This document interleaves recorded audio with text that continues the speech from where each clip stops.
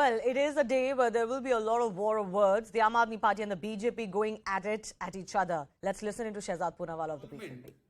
इस liquor apparatus में है। बताया जाता है कि वो एक बहुत बड़े पब का मालिक है और इस पब को चीका दिल्ली में जो है ये पब, यहां पर मनीष सिसोदिया खुद गए हैं, ये उसके ही हैंडल से पोस्ट हुआ है। फिर इसको डिलीट कर दिया गया है। केजरीवाल की भी ये तस्वीर जो उसने पोस्ट की थी उसको जांच की शुरुआत के बाद डिलीट कर दिया गया।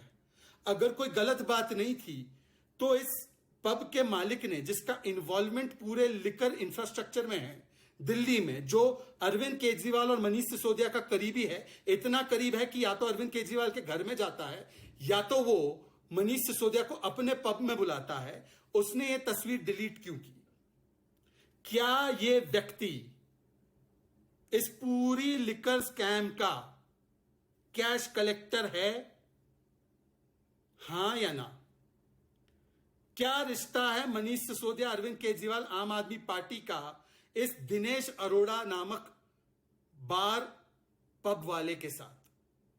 क्या इसके पब को, बार को कोई भी पेट्रोनेज अरविंद केजरीवाल, मनीष सिसोदिया या आम आदमी पार्टी ने, सरकार ने दिया है, हां या ना?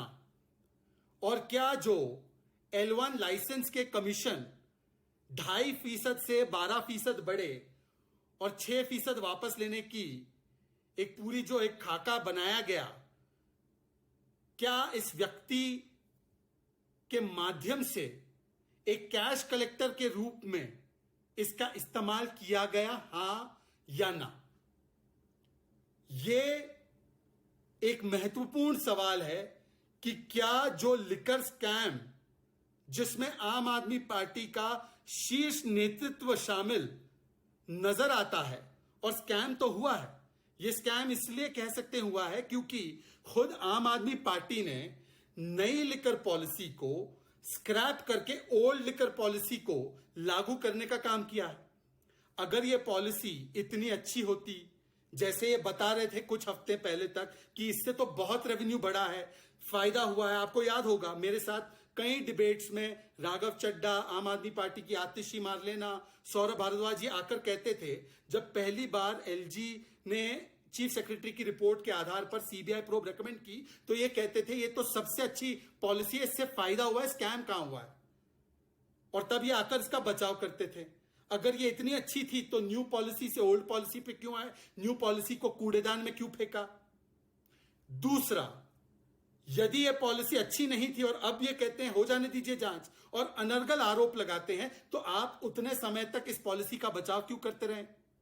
बचाव इसलिए करते रहे क्योंकि आज सामने आ चुका है कि जो लिकर स्कैम के सबसे बड़े कैश कलेक्टर और कर्ता धर्ता हैं, जो इसमें इन्वॉल्व हो सकते हैं, जिन पर जांच की आंच आ सकती है, उनको फोटो डिलीट करवा के अपने रिश्ते छिपवाने की और इस पूरे मामले को दबाने की कोशिश लगातार आम आदमी पार्टी और उसकी सरकार कर रही है।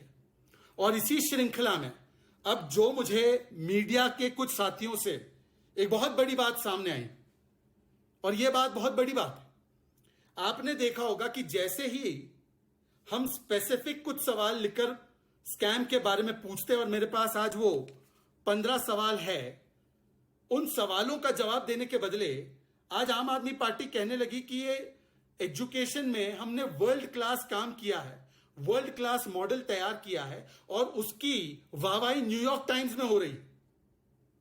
हालांकि मैं न्यूयॉर्क टाइम्स नहीं पढ़ता, और मैं अरविंद केजरीवाल से कहूंगा न्यूयॉर्क टाइम्स के बदले वो देश के कोर्ट के आदेश जो आते हैं, जिसमें कि कभी क्रिमिनल बैकग्राउंड का व्यक्ति बताते हैं अरविंद केजरीवाल के पार्था अर्थात सत्येंद्र जैन को, या जब कहते हैं कोर्ट कि sufficient evidence exist against Satyendra Jain और उसके खिलाफ प्राइमा फेसाई एविडेंस है, या 2019 का अगस्त का दिल्ली हाईकोर्ट का आदेश है कि वो हवाला ट्रांजैक्शंस करवा रहा था सत्येंद्र जैन, उसको पढ़ने के बदले ये न्यूयॉर्क टाइम्स पढ़ते हैं। परंतु एक दिलचस्प